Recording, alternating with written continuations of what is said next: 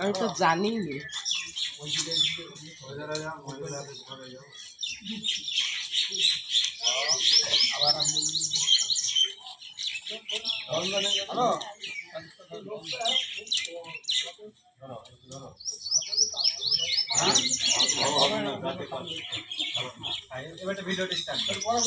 Video start করে দিয়েছি already.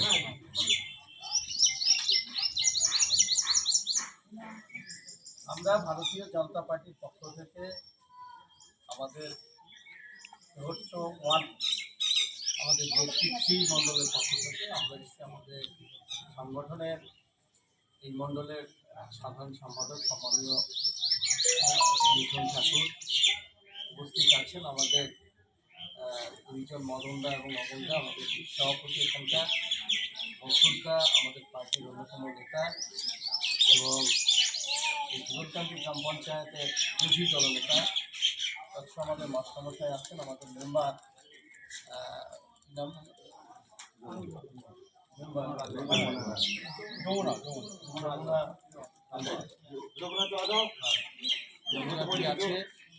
সুতরাং আজকে আমাদের মুখ্যত আশা, আপনারা জানেন যে গ্রাম চলো অভিযান আমাদের পার্টির ডাকে আমরা সারা বাংলা জুড়ে সমস্ত বাড়িতে আমরা এই গ্রাম চলো অভিযানের কর্মসূচি গ্রহণ করেছি। এই কারণেই যেহেতু একদিকে দেখবেন যে কেন্দ্র সরকারের প্রচুর স্কিম যেগুলো রাজ্যের নামে চালানোর চেষ্টা করছে, আবার অন্যদিকে দেখবেন যে সরকার, কেন্দ্রের সরকার কোনো রকম রং ঢং রাজনৈতিক অবস্থান এইগুলো না দেখে, ধর্ম এগুলোকে না রেখেই সকল মানুষের সুবিধার্থে প্রথম থেকেই নরেন্দ্র দামোদর দাস মোদীর নেতৃত্বে আপনারা দেখেছেন যে প্রথম যখন করোনা আবহাওয়া পরিস্থিতি তৈরি হয়েছে, সেখানে বিনামূল্যে টিকা প্রদান করা হয়েছে।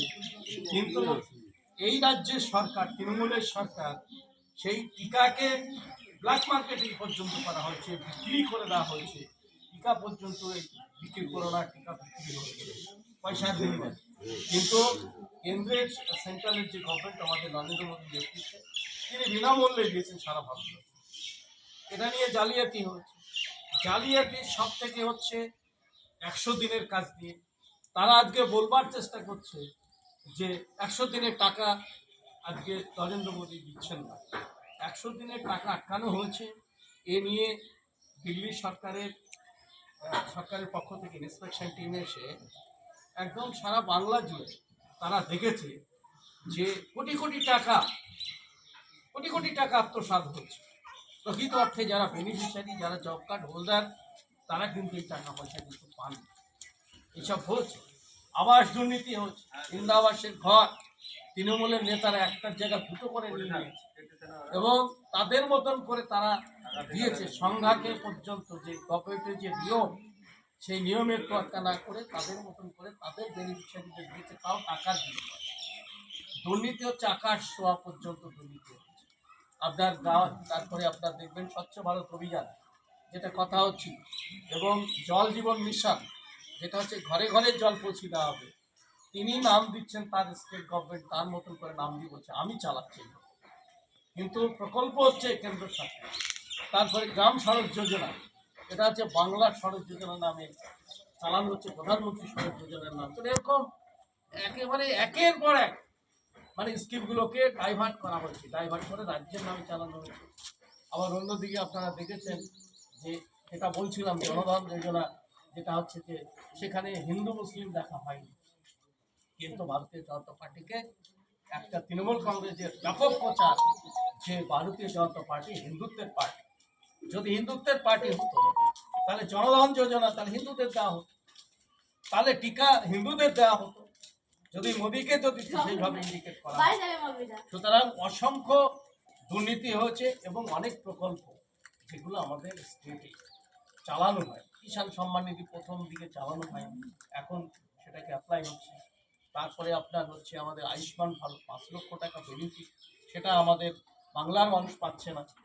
এরকম অনেক বিষয়গুলি আছে। সেই বিষয়গুলি নিয়েই আমাদের আজকের যে গ্রামাঞ্চল অভিযান, সেই অভিযানের যে আপনাদের কাছে যে ফোল্ডার বা লিফলেট আমরা দিচ্ছি, সেই লিফলেটে টোটালটাই উল্লেখ করা আছে। আপনারা পড়বেন, পড়ে অনুধাবন করবেন। আর এই সময় বাংলার পরিস্থিতি অত্যন্ত ভয়ঙ্কর জায়গায় পৌঁছিয়েছে। আপনারা তার অন্যতম হচ্ছে সন্দেশখালী দেখেছেন, মা বোনেদের কোনো রকম ইজ্জত নেই, কোনো রকম ইজ্জত নেই। রাত 12টার সময় মিটিং হবে, মেয়েদের যেতে হবে সেই মিটিংয়ের নামে তাদের আক্রমণ করা হচ্ছে, তাদের দৈহিক আক্রমণ করা হচ্ছে। এইসব অনেক বিষয় আছে যা বলতে আমাদের খারাপ লাগছে। সুতরাং সেখান থেকেই সেই অভিজ্ঞতা আমাদেরকে গ্রহণ করতে হবে। রাজ্যের অবস্থা যা চলছে তৃণমূল কংগ্রেসের নেতৃত্বে, তার বিরুদ্ধে আমাদের ধারাবাহিক প্রচার আন্দোলনে আপনারা নামবেন, সহযোগিতা করবেন আমাদেরকে। এবং এই ফোল্ডারটা আপনারা করে সকলকে বলবেন, কেন্দ্র সরকারের এবং রাজ্য সরকারের দুই সরকারের ব্যাখ্যা বিশ্লেষণ করার মধ্য দিয়ে আগামী দিনে এই রাজ্যে ভারতীয় জনতা পার্টির নেতৃত্বে একটা সরকার গঠিত হওয়া দরকার। না হলে এই রাজ্যের যে ঋণ অবস্থা যেখানে দাঁড়িয়ে আছে, আমরা এর আগেই ঘোষণা আমাদেরকে বিস্তারে ছিল গত নির্বাচনে যে ডবল ইঞ্জিনের একটা সরকার দরকার। কেন্দ্রে বিজেপি সরকার থাকবে, রাজ্যে বিজেপি সরকার হবে, দুই সরকার হলে আমাদের রাজ্যের অর্থনৈতিক যে পরিস্থিতি তার ডেভেলপমেন্ট হবে। আর সেই ডেভেলপমেন্ট থেকেই আমাদের রাজ্যের সাধারণ মানুষ তার থেকে পরিত্রাণ পাবে। কিন্তু মানুষ সেটা হয়তো চাইনি, যার ফলে ডবল ইঞ্জিনের সরকার আমরা করতে পারি। কিন্তু আগামী দিনে আমাদের সংকল্প পূরণ করার মধ্যে দিয়ে আমরা ডবল ইঞ্জিনের সরকার করব। এবং আগামী লোকসভা নির্বাচন আছে, সেই লোকসভা নির্বাচনে আপনাদের উপরে আমরা ছেড়ে দিচ্ছি, ভালো মন্দ আপনারা বিচার বিবেচনা করবেন। এবং দেখেছেন যে মহুয়া মৈত্র আমাদের যারা সাংসদ, আমাদের যিনি সাংসদ লোকসভার, তিনি আমাদের সার্বভৌমত্ব, আমাদের যে অধিকার, আমাদের যে মানে পার্লামেন্টের ভিতরে যেটা থাকে, যেটা হচ্ছে যে যেটা বাইরে উন্মোচিত করা যায় না, এটা যে দেশদ্রোহীর মতন একটা কাজ হয়েছে। নিজের আইডি পাসওয়ার্ড দুবাইয়ে চলছে এবং পার্লামেন্টে কি হচ্ছে তার আপডেট নিয়ে নিচ্ছে। ভয়ঙ্কর পরিস্থিতি, যার ফলে আপনার আমাদের পার্লামেন্টের যে এথিক্স কমিটি আছে, সেই এথিক্স কমিটির সিদ্ধান্ত অনুযায়ী আপনার সেটাকে তদন্ত করে দেখেছে। দেখার পরে তার যে সাংসদ পদ মহুয়া মৈত্র, তাকে কিন্তু সেই সাংসদ পদ থেকে তাকে খারিজ করেছে এথিক্স কমিটি আইনগতভাবে। বললো বিজেপিরা ওকে তাড়িয়ে দিয়েছে, তার মেম্বারশিপ কেড়ে নিয়েছে, বিজেপিরা তাড়াই। এথিক্স কমিটিতে শুধু সেখানে পার্লামেন্টে যারা সাংসদ আছে, শুধু বিজেপির সাংসদদের নিয়েই এথিক্স কমিটি নয়, এবং সমস্ত রাজনৈতিক দলের পক্ষ থেকে নিয়ে সেই এথিক্স কমিটি। সুতরাং এইগুলো নিয়ে সিদ্ধান্ত ছড়াবে। আবার মহুয়া মৈত্র আপনারা আসবেন, দেখবেন মদের গ্লাস নিয়ে তিনি শশী থারুর সঙ্গে তিনি যে ভূমিকায় অবতীর্ণ হচ্ছেন, এই ছবি অনেক জায়গায় প্রকাশিত হয়েছে সারা ভারতবর্ষে। সেইটাকে লক্ষ্য রেখে আমাদের যাতে ভারতীয় জনতা পার্টির ক্যান্ডিডেট যিনি হোক না কেন, সেটা তাকেই আমরা ভোট দেওয়ার জন্য সবাই শেখাবো। এটা আমাদের সংকল্প আজকের দিনে এই গ্রামাঞ্চল অভিযানের মধ্যে দিয়ে। এই কাজগুলি আপনারা সকলেই করবেন, সকলেই সহযোগিতার মধ্যে দিয়ে। আমরা সকল মানুষকে সাথে নিয়েই ভারতীয় জনতা পার্টি, আমরা একই পরিবার মনে করি, একটাই পরিবার মনে করি, সেই পরিবার নিয়েই আমরা আগামী দিনে এগিয়ে যাবো। ভারতীয় জনতা পার্টি এই কথা বলে আজকে আমাদের গ্রামাঞ্চল অভিযানের যে শুরু, সেই শুরুতে আপনারা সকলেই যাবেন, আর প্রত্যেকটা বাড়িতে যাব। আমরা আমাদের অবস্থান ব্যাখ্যা করবো, আমাদের কর্মসূচি ব্যাখ্যা করবো, এবং দুই সরকারের অবস্থান ব্যাখ্যা আলোচনা করে আমরা এগিয়ে গেলে প্রত্যেকটা পারি। এই কথা বলে আমার বন্দে মাতরম।